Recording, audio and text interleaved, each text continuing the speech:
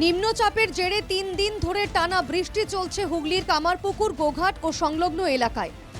একদিকে বৃষ্টির জল, অন্যদিকে বাঁকুড়া থেকে আসা জলে জলমগ্ন হয়ে পড়েছে গোঘাটের শ্যামবাজার, পশ্চিমপাড়া, কামারপুকুর পঞ্চায়েতের বেশ কয়েকটি গ্রাম। প্রবল বৃষ্টিতে ক্ষতি হয়েছে আমন ধান ও বিভিন্ন সবজির। অনেক সব ডুবে গেছে, বেগুন অর্ধেক করে পচে গেছে, সব বেগুন গাছ মরে গেছে। এতে কি সরকার কি দিলে ভালো হয়, নাহলে জল বন্যা ডুবে আমাদেরকে মরতে হবে। সবজি ছাড়া কি কি ক্ষতি হয়েছে? ধান ক্ষতি হয়েছে, এই ধান বাড়ি সব ডুবে গেছে, ধান আর হবে সব ক্ষতিপূরণ। প্রবল বৃষ্টিতে বহু বাড়ির উঠোনে জল উঠে গিয়েছে, ভেঙে পড়েছে একাধিক মাটির বাড়ি। মানুষ আশ্রয় নিয়েছে উঁচু রাস্তার ওপরে। ওই তো দেখছো ঘর ভেঙে গেছে, সব ঘর ভেঙে যাচ্ছে। কি করব, কিছু পাচ্ছি কি? ঘর কি করে ভেঙে যাচ্ছে? ওই তো জল বন্যায় ঢুকে ঢুকে। কামারপুকুরের সাতবেরিয়া এলাকায় জলের তলায় রাজ্য সড়ক, কার্যত বন্ধ হয়ে গিয়েছে বাঁকুড়া, পশ্চিম মেদিনীপুর ও হুগলির একাংশের যোগাযোগ।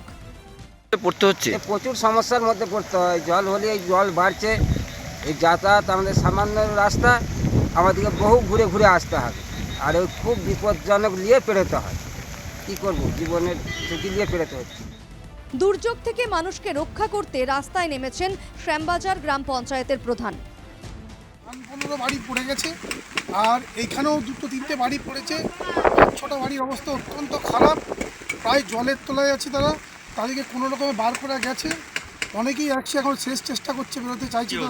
লাগাতার বৃষ্টি হচ্ছে, কাল সারা রাত ভারী বৃষ্টি হয়েছে। আমি সকাল 7:30 থেকে ঘুরে বেড়াচ্ছি, একই অবস্থা, পুকুর সব ভেসে গেছে এইদিকে। এভাবে বৃষ্টি চলতে থাকলে ফের বন্যার মুখোমুখি হতে হবে বলে আশঙ্কা করছেন গোঘাট ও কামারপুকুরের বাসিন্দারা। পুজোর মুখে এই প্রাকৃতিক বিপর্যয় মানুষকে আতঙ্কিত করে তুলেছে। সরকার পাশে না দাঁড়ালে তাদের পরিস্থিতি আরও খারাপ হবে বলেই মনে করছেন এলাকার কৃষিজীবী মানুষ। হুগলির কামারপুকুর থেকে তুহিন পাত্রের রিপোর্ট, NKTV বাংলা।